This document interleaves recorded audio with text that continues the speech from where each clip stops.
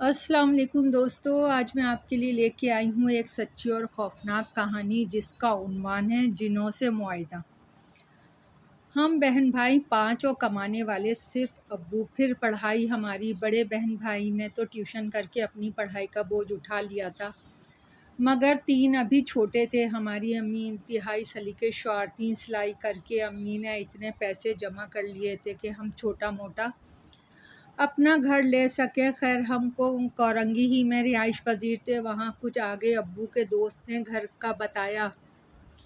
ابو دیکھنے گئے۔ قدرے سنسان علاقہ تھا مگر گھر اچھا تھا۔ ابو کو پسند آ گیا۔ دوسرے ہفتے ابو ہم سب کو لے کے گھر دکھانے گئے۔ تقریباً گھر سب کو ہی پسند آیا۔ امی نے بس یہ اعتراض اٹھایا کہ علاقہ بہت سنسان ہے، بچیوں کا گھر ہے۔ ابو بولے امی کو تسلی دیتے ہوئے، سلمیٰ یہاں اور بھی بچیوں والے گھر ہیں، تم پریشان نہ ہو۔ پھر وہ گھر امی ابو نے اپنی ساری جمع پونجی لگا کے خرید لیا کہ سر چھپانے کے لیے چھت تو ہو گئی۔ مٹھی بھر بھر کے کرایہ ہر مہینے دینا پڑتا تھا۔ پھر ہم لوگ اس میں شفٹ ہو گئے۔ ایک ہفتے سیٹنگ میں مصروف رہے، پھر جا کے فرصت ملی۔ رات میں پیسیج میں بیٹھا پڑھ رہا تھا کہ اچانک اسٹور کا دروازہ کھلا اور اس میں سے ایک 4-5 سال کا بچہ باہر آیا اور مجھے نظر انداز کر کے اوپر سیڑھیوں پر چلا گیا۔ میں حیرت سے اسے جاتا ہوا دیکھتا رہا۔ جب وہ بچہ اوپر چلا گیا تو مجھے عجیب سا ڈر لگنے لگا۔ میں بھاگ کر امی کے کمرے میں آ گیا۔ امی مجھے یوں خوفزدہ دیکھ کر پریشان ہو گئی، بولی کیا ہوا؟ میں نے ڈرتے ڈرتے امی کو ساری بات بتائی۔ امی بھی پریشان ہو گئی تھیں مگر مجھے تسلی دی۔ پھر روز ہی اس طرح کے واقعات ہونے لگے۔ ایک روز بھیا ٹیوشن پڑھا کر گھر آئے، رات کے 11 بجے گھر لوٹے۔ جیسے ہی وہ پیسیج میں داخل ہوئے انہوں نے دیکھا کہ کچن میں ایک لڑکی کام میں مصروف تھی۔ پہلے تو بھیا سمجھے کہ میں کام کر رہی ہوں مگر جب غور سے دیکھا تو وہ بہت خوفناک تھی۔ اس کے لمبے لمبے بال بکھرے ہوئے تھے، آنکھیں سرخ انگارہ سی تھیں اور دانت باہر نکلے ہوئے تھے۔ بھیا نے ہمت کر کے پوچھا کون ہو تم اور یہاں اتنی رات میں کیا کر رہی ہو؟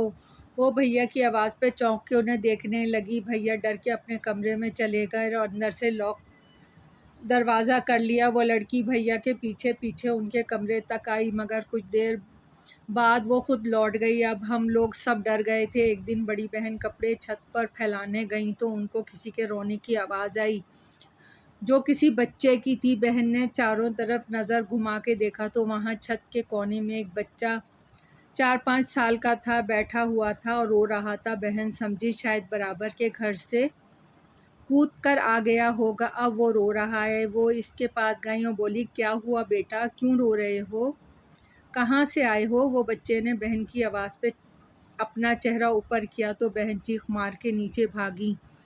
وہ بچہ بھی بہت عجیب تھا، خوفناک چہرہ، سرخ آنکھیں، اور وہ کھڑا ہو کے بہن کے پیچھے آنے لگا۔ بہن چیختے ہوئے نیچے آ کر بے ہوش ہو گئیں۔ سب ان کے گرد جمع ہو گئے اور انہیں ہوش میں لانے کی کوشش کرنے لگے۔ جب ان کو ہوش آیا تو وہ اوپر کی طرف اشارہ کرنے لگی، منہ سے آواز نہیں نکل رہی تھی۔ پھر بعد میں انہوں نے بتایا تو سب پریشان ہو گئے۔ امی ابو سے بولیں آپ کسی کو دکھائیں، اس طرح تو میرے بچے خوفزدہ ہو جائیں گے۔ ابو بولے ٹھیک ہے، میں کل کسی سے معلوم کرتا ہوں۔ اس رات امی بچوں کے لیے دودھ گرم کر رہی تھیں کہ انہیں ایسا لگا جیسے کوئی کچن میں ان کے پیچھے کھڑا ہو۔ امی سمجھی آپ ہی ہیں، بولیں تم کیوں آ گئی؟ میں دودھ لے کے آ رہی تھی۔ مگر جب کوئی جواب نہ ملا تو امی نے پلٹ کے دیکھا، پیچھے ایک بچہ گلاس لے کر کھڑا تھا اور اپنی غیر انسانی آواز میں کہہ رہا تھا مجھے بھی دودھ دے دو۔ امی چیخ مار کے بے ہوش ہو گئیں۔ امی کی چیخ سن کر ہم سب باہر بھاگے اور امی کے پاس پہنچے۔ امی کچن میں بے ہوش تھیں۔ ہم نے بہت مشکل سے انہیں باہر لائے اور پانی کے چھینٹے مارے، تب کہیں جا کے امی ہوش میں آئیں اور پھٹی پھٹی آنکھوں سے سب کو دیکھ رہی تھیں۔ پھر دوسرے دن عامل صاحب تشریف لائے۔ ان کے آتے ہی تیز آندھی شروع ہو گئی، گھر کے دروازے کھڑکیاں بجنے لگے۔ ہم سب ڈرے سہمے ایک طرف کمرے میں کھڑے تھے۔ عامل صاحب نے کچھ پڑھ کر دم کیا تو آندھی چلنا بند ہوئی اور عامل صاحب نے گھر کا کونا کونا دیکھا اور پھر اسٹور کے دروازے پہ جا کر کھڑے ہو کر اسٹور کا دروازہ زور زور سے بجنے لگا۔ عامل صاحب بولے، کون ہو تم اور ان گھر والوں کو کیوں پریشان کر رہے ہو؟ عامل صاحب نے کئی بار اپنا جملہ دہرایا تو پھر اندر سے آواز آئی، ہمارا پورا خاندان پہلے سے یہاں رہتا ہے، ان لوگوں نے آ کر ہمیں ڈسٹرب کیا ہے اور شور کر کر کے ہماری نیندیں بھی خراب کر دی ہیں، ہم انہیں یہاں نہیں رہنے دیں گے، ان سے بولو یہاں سے چلے جائیں ورنہ انجام کے خود ذمہ دار ہوں گے۔ عامل صاحب ابھی تیاری کر کے نہیں آئے تھے، وہ یہ سمجھ کر آ گئے تھے کہ کوئی معمولی اثرات ہوں گے، مگر یہاں معاملہ کچھ زیادہ ہی گھمگیر تھا۔ عامل صاحب نے ابو سے کہا، آپ لوگ یہ گھر چھوڑ کے کہیں کرائے پہ چلے جائیں، یہ بہت طاقتور ہیں۔ ابو بولے، عامل صاحب ہم نے بہت مشکل سے یہ گھر خریدا ہے،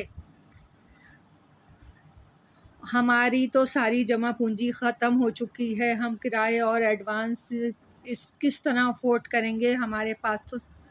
عامل صاحب یہ کہہ کر چلے گئے کہ میں دوبارہ تیاری کر کے آؤں گا۔ ہم سب گھر والے اب اور ڈر گئے تھے اور سب ایک کمرے میں سونے لگے تھے۔ پورے گھر میں رات میں انہی لوگوں کا راج ہوتا تھا، رات میں شور شرابہ، باتیں کرنے کی آوازیں اور سامان گھسیٹنے کی آوازیں آتی تھیں۔ ہم رات بھر خوف سے سو بھی نہیں سکتے تھے اور کہیں کسی کے پاس جا بھی نہیں سکتے تھے۔ جو لوگ ہمارے گھر خریدنے سے جل گئے تھے وہ بہت خوش ہوتے اور ہمارا مذاق اڑاتے، اس لیے ہم ابھی تک یہیں تھے۔ کچھ دنوں بعد وہ عامل صاحب دوبارہ ہمارے گھر آئے اور چراغ جلا کے ان میں سے سب سے بڑے بزرگ جن کو حاضر کیا اور اس جن سے بولے جس کا نام ارسطو تھا، ارسطو، نہ تم لوگ یہاں سے جاؤ گے، نہ یہ لوگ بیچارے بھی سکت نہیں رکھتے کہیں اور جانے کی، تم ایسا کرو کوئی بیچ کا راستہ نکال لو۔ ارسطو کوئی